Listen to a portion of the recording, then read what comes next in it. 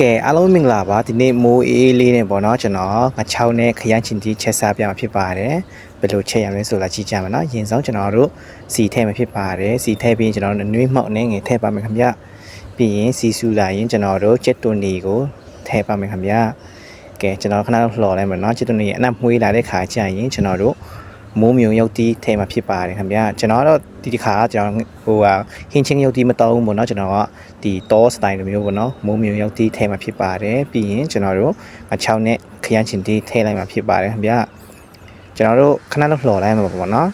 ပြီးရင်ကျွန်တော်တို့ရေနည်းနည်းထည့်လိုက်ပါပေါ့နော်ခရမ်းချင်တီးကြေတော့အောင်ပေါ့နော်ကျွန်တော်တို့ရေနည်းငယ်ထည့်လိုက်မှာဖြစ်ပါတယ်ဒါဆိုရင်ကျွန်တော်ခဏလှော်ပြီးတော့ကျွန်တော်တို့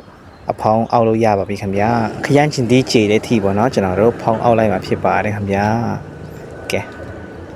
ဒါဆိုရင်ကျွန်တော်တို့အဖောင်းပြန်ခွေးလိုက်မယ်ပေါ့နော်ကြေလားမကြေလားဆိုကျွန်တော်ကြည့်ရမှာနော်ဒါခရမ်းချင်တီးကကြေတော့ပြီပေါ့နော်ဒါဆိုရင်တော့ကျွန်တော်တို့ရေနှင်းငယ်ထပ်ပြန်ထည့်လိုက်ပါပေါ့နော်ငါချောက်ကသူကငံပြီးသားဆိုတော့ကျွန်တော်စားမထည့်ဘူးပေါ့နော်ပြီးတော့ချုံမောက်နှင်းငယ်ထည့်လို့လည်းရဒါပေမဲ့ကျွန်တော်မရိုက်ထားရဘူးနော်ချုံမောက်ထည့်နေရမှာကျွန်တော်မေ့သွားတယ်ပေါ့နော်ဗီဒီယိုရိုက်ဖို့မေ့သွားတယ်ဖြစ်ပါတယ်ကဲဒါဆိုရင်ကျွန်တော်တို့ဖောင်းခဏတော့ပြန်အောက်လိုက်ပါပေါ့နော်ကဲဒါဆိုရင်ကြက်ပြီပေါ့နော်ကဲအနက်လေးမွေးလာပြီဆိုရင်တော့ကျွန်တော်တို့နံပင်ထည့်လိုက်မှာဖြစ်ပါတယ်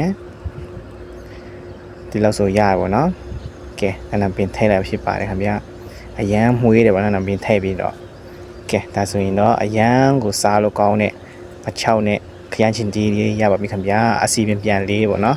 ဒါကတော့ဆက်ဆက်ချက်ဆိုအစီမပြန်ပေါ့နော်ခဏထားပြီးမှအစီပြန်တယ်ပေါ့နော်ကဲစားကြပါဦးခင်ဗျာ